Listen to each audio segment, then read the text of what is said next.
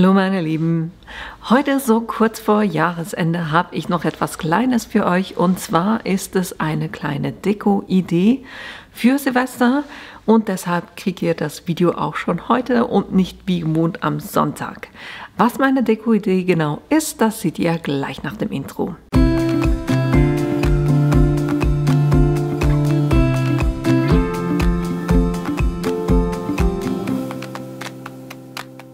Ich habe für heute ganz handelsübliche oder ganz einfache Ballone gekauft, und zwar habe ich hier schwarz, weiß, silber und gold, und ich dachte, ich arbeite mit Vinylfolie, und zwar mit schwarzer und mit goldiger. Und ja, es ist ein bisschen tricky, das aufzubringen aufgrund der Oberfläche, und da das natürlich gewölbt ist, dasselbe zum Beispiel wie mit Weihnachtskugeln. Und ich dachte, ich gebe euch hier so ein paar Tipps und Tricks, wie das am besten funktioniert. Natürlich geht es noch einfacher, wenn ihr Ballone habt, die nicht komplett rund sind, sondern die eher so ein bisschen flach sind. Aber ich dachte, die meisten haben sehr wahrscheinlich diese runden, deshalb wollte ich das mit denen zeigen. Jetzt brauchen wir natürlich ein paar Designs zuerst, und da wollte ich 4 Sachen ausplotten. Und da gucken wir mal, was es alles so Schönes gibt. Jetzt, um überhaupt zu wissen, wie viel Fläche ich zur Verfügung habe, muss ich mir natürlich den Ballon angucken. Ich würde tendenziell gucken, da wo ihr die meiste Fläche habt, die am wenigsten gewölbt ist. In der Regel so in diesem Bereich. Da versuche ich persönlich drinnen zu bleiben. Geht dann auch am einfachsten im Aufbringen. Und kurz gucken, wie der Ballon liegt. Das heißt, von der Breite her würde ich nicht weiter als 20 gehen, absolutes Maximum. Für mich jetzt, und ich versuche hier so im Bereich von 10 bis 11 zu bleiben. Also in diesem Bereich, damit das Auftragen dann ein bisschen einfacher geht.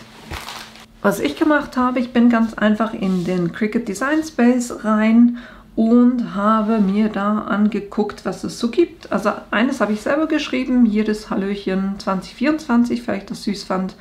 Und der Rest, das hier kann ein bisschen tricky werden, weil es zusammenhängt. Mal gucken, ich wollte eins, was ein bisschen schwierig ist, damit ich euch auch die Schwierigkeiten zeigen kann. Hier habe ich zwar etwas Großflächiges, aber die Elemente hängen nicht zusammen, und deshalb könnte das wesentlich besser funktionieren.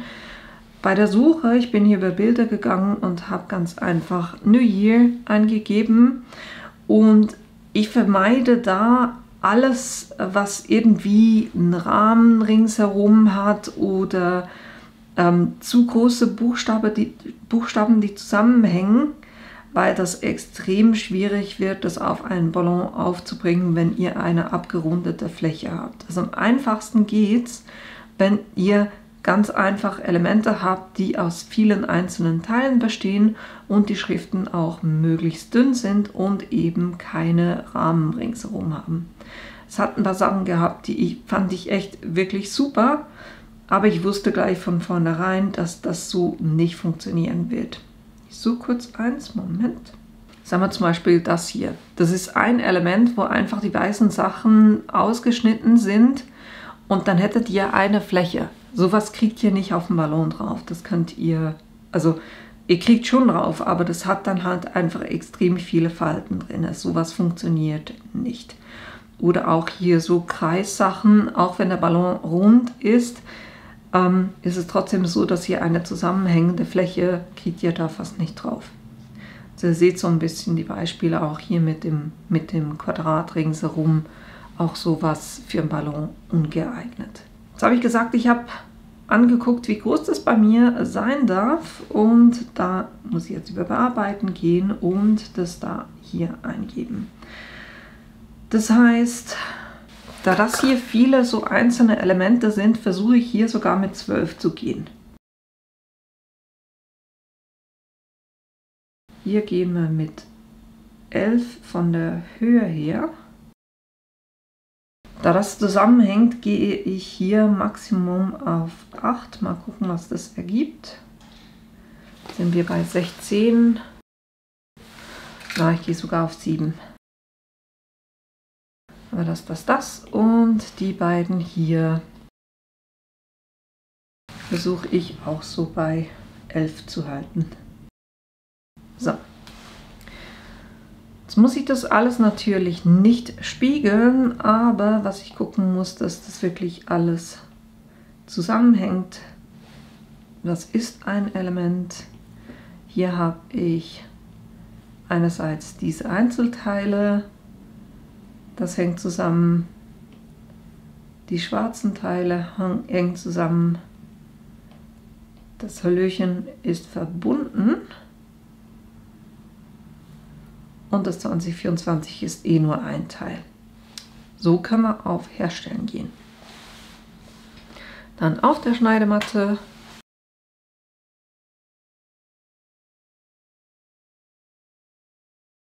hier mal Gold. Moment, ich habe noch vergessen zu gucken von den Farben her. Auf Weiß will ich Schwarz haben, dann nehme ich das Hallöchen. Auf Silber, nee, Moment, das hier machen wir auf den Weißen, weil dann habe ich Gold und Schwarz auf einem. Das machen wir in Schwarz. Oder nee, wir machen das hier in Gold.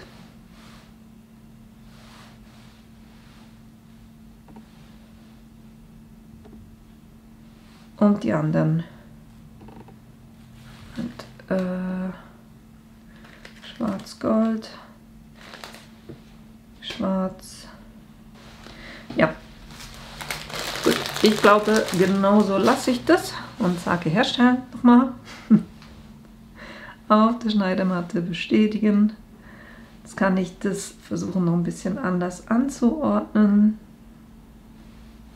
Einfach um das so ein bisschen platzsparender oder foliensparender zu machen. In dem Stil, das ist die erste Matte.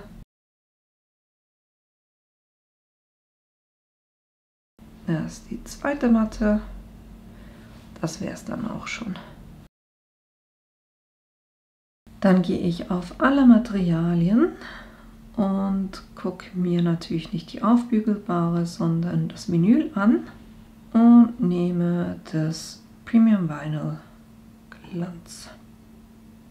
Oder nee, hier, Premium Vinyl permanent glänzend. Nehmen wir das.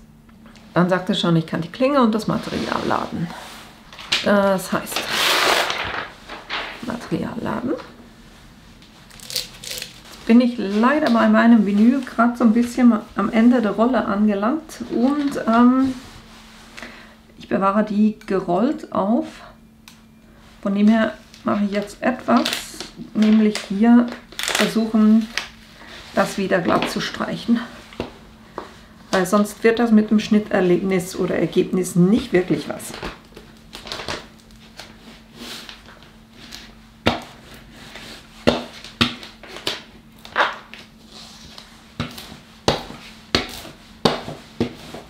So, und schon ist das Ding wieder flach.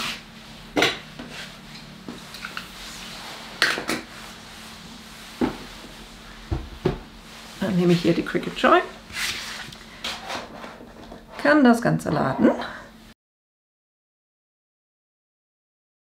und dann kann ich lossagen und den schneiden lassen.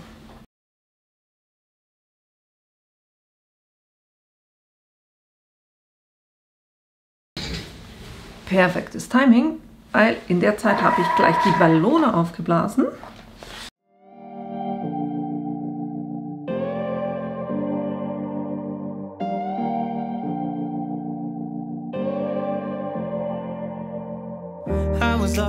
I was lost without any direction.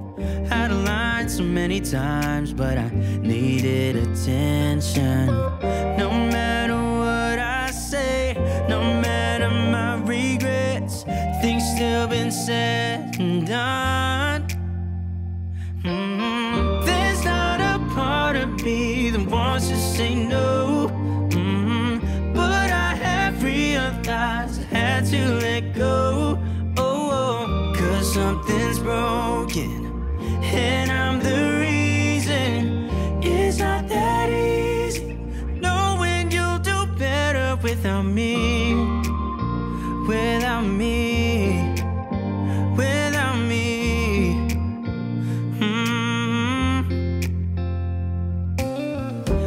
tried, yeah, to become better. But I'd lie again if I said it'll last forever. I know I make mistakes, it's just the way I am. That's why you have to know, yeah, there's not a part of me.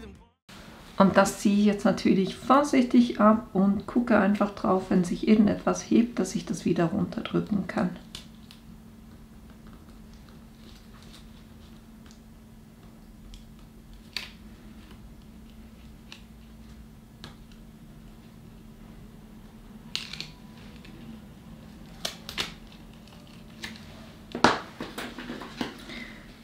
Und bei größeren Sachen schneide ich auch gerne einfach kurz das in mehrere Teile. Hilft dann auch noch so ein bisschen.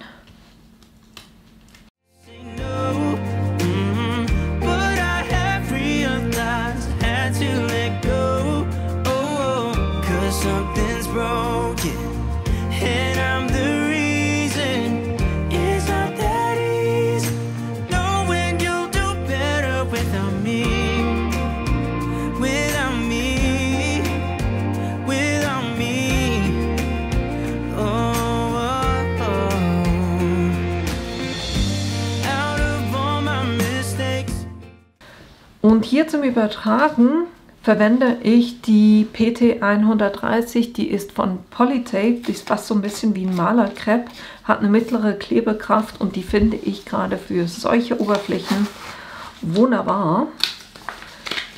Und vor allem ist sie auch flexibler, das heißt, sie lässt sich auch ein bisschen besser noch verbiegen. Kurz gucken, dass ich ein Stück habe, was groß genug ist. Normalerweise sage ich immer, die könnt ihr wieder verwenden, aber wir werden für das hier die so ein bisschen einschneiden, damit ich das besser auf den Ballon drauf bringen kann. Und das hilft jetzt von der Klebekraft her, wenn ihr etwas habt, was extrem gut klebt. Ist jetzt bei mir nicht so stark der Fall, aber ich mache es jetzt trotzdem, dass ich das einmal auf meine Hose klebe. Dann sind hier Fasern vom Stoff drauf und dadurch klebt die auch nicht mehr so stark.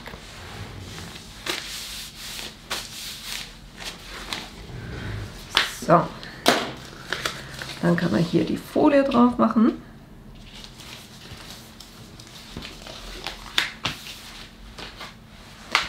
Die einmal feststreichen.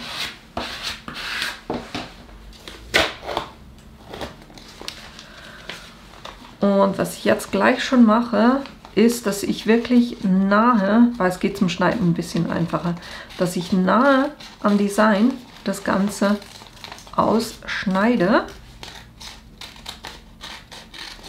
Weil je weniger Fläche ihr habt, desto einfacher geht es nachher.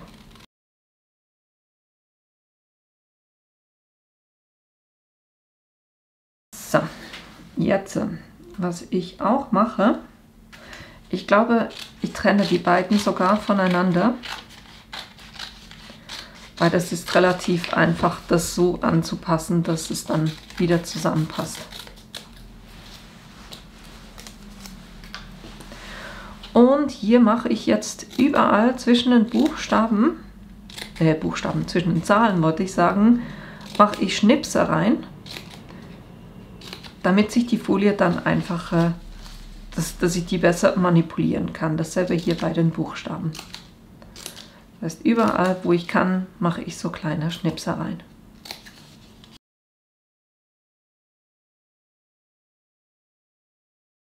Und dann können wir die Trägerfolie lösen.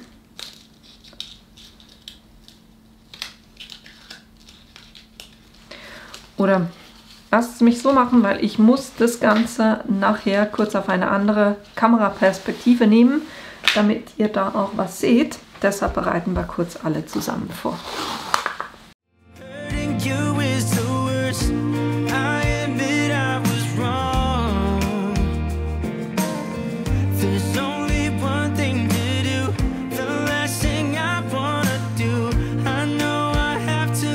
You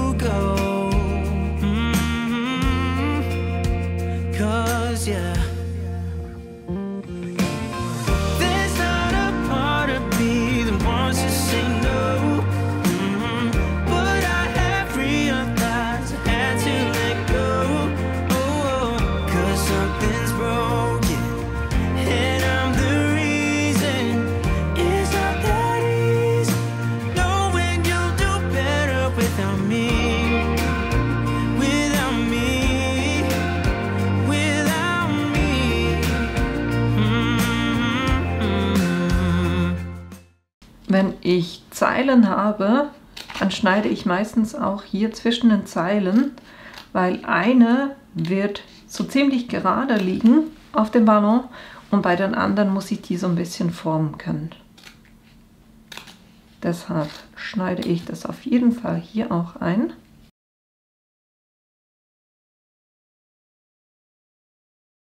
So, jetzt.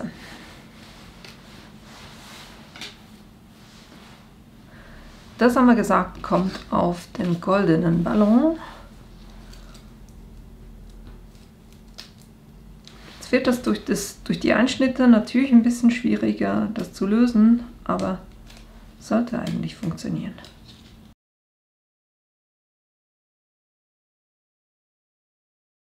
Ihr seht, wie viele Schnipse ich gemacht habe. Jetzt nehme ich die andere Kamera, weil was ich mache, ist, ich klemme den Ballon zwischen Tisch und meinem Bauch quasi und lege den auf die Beine. So habe ich am meisten Stabilität. Das heißt, ich habe den Ballon hier quasi eingeklemmt. Jetzt nehme ich mein Element und richte das natürlich schön aus und platziere das in etwa da, wo ich das haben will. Lege das einfach mal in der Mitte drauf.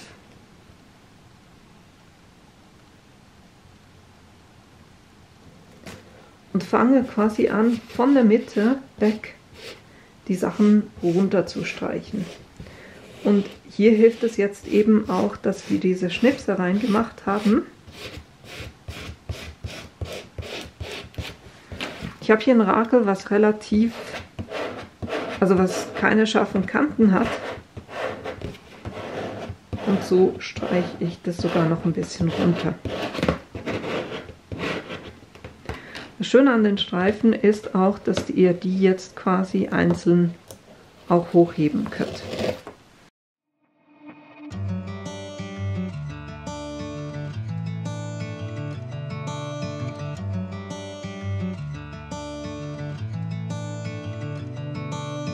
Sky's beautiful and so are you. I wanna make it up to you, start something new. Yeah, I've been thinking of the parts I played for you, and how I'm drinking from the bottle as I do. It's like a long dream. Ich hoffe, ihr konntet das in der anderen Kamera gut erkennen. Aber eigentlich immer, wenn irgendetwas versucht hat, sich zu lösen, habe ich das wieder runtergedrückt und das Klebeband möglichst steil, also möglichst quasi umlegen und so runterziehen und dann funktioniert das eigentlich sehr gut. Und der ist doch schon mal richtig cool geworden. Das war der erste. Und genau so mache ich jetzt mit allen anderen weiter.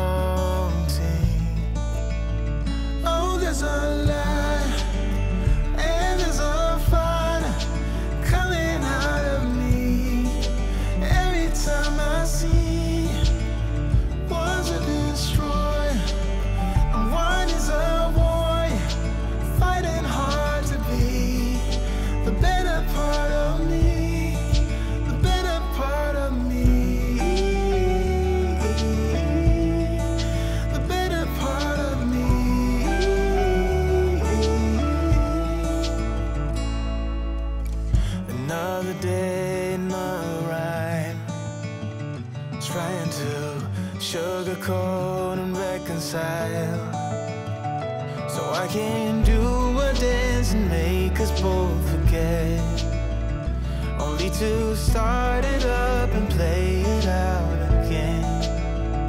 It's like a long dream. You're on the wrong team. Oh, there's a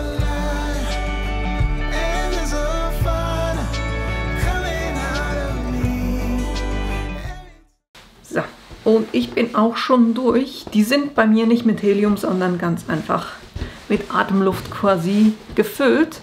Was ich jeweils mache, ist hinten drin einfach ein Malerkrepp quasi. Ich nehme einfach ein Stück Malerkrepp. Oder ihr könnt auch Doppelklebestreifen nehmen und dann falte ich die so zusammen. Mache die quasi flach. Das kommt dann hinten an den Ballon und so kann ich das irgendwo ankleben. Der erste hier, nee, Moment, wir hatten angefangen. Wir hatten bei dem hier angefangen. Wirklich super geworden, dadurch, dass ich eben diese Einschnitte gemacht habe. Ihr seht, das Design muss gar nicht den ganzen Ballon decken. Ich finde auch, so kommt das super zur Geltung. Das war der erste.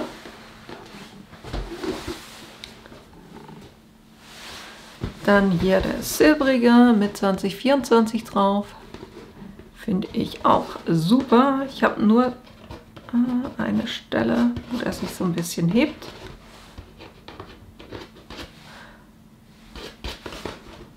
Ne, zwei sogar. Moment. Aber ganz genau hinguckt, sieht man, dass es hier sich ein bisschen gehoben hat. Das ist eben genau das Thema, wenn alles zusammenhängt, dann könnt ihr das auch weniger gut platzieren und runterdrücken oder runterstreichen. Aber es hat funktioniert. Dann hatten wir hier das Hallöchen 2024, das ist mein absoluter Favorit. Ich finde das so cool. Hallöchen 2024. Und hier hatte ich einfach geguckt, wo will ich es platzieren und dann zuerst den Schriftzug gemacht und dann unten noch das 2024 reingepasst. Und dann zu allerletzt habe ich noch den hier gemacht. Das war eben zuerst das Schwarz aufbringen. Und dann die goldenen Teile, da habe ich wirklich das quasi einzeln nacheinander drauf gemacht, habe auch nicht mehr das Rakel verwendet, sondern das einfach mit dem Fingernagel quasi ein bisschen festgedrückt. Und so hat das wunderbar funktioniert. Ihr seht also, es ist relativ einfach, solche Ballone selber mit einer Vinylfolie, also einer selbstklebenden Folie, aufzuhübschen. Und ich würde sagen, meine Deko für dieses Neujahr steht. Da freue ich mich drauf. Gut, das war auch schon alles, was ich euch heute zeigen wollte. Und das letzte Video, wie gesagt, für dieses Jahr. Ich wünsche euch einen guten Rutsch ins neue Jahr. Feiert schön, habt Spaß, macht euch einen wunderschönen, gemütlichen Abend. Je nachdem, ne, also ich werde dieses Neujahr auch alleine feiern, aber ich mag das eigentlich, weil ich so mir ein paar Gedanken zum alten Jahr machen kann und mich aufs neue Jahr freuen kann und dann quasi frisch ins neue Jahr starten kann. Ich wünsche euch viel Spaß und wir sehen uns im neuen Jahr wieder. Bis bald!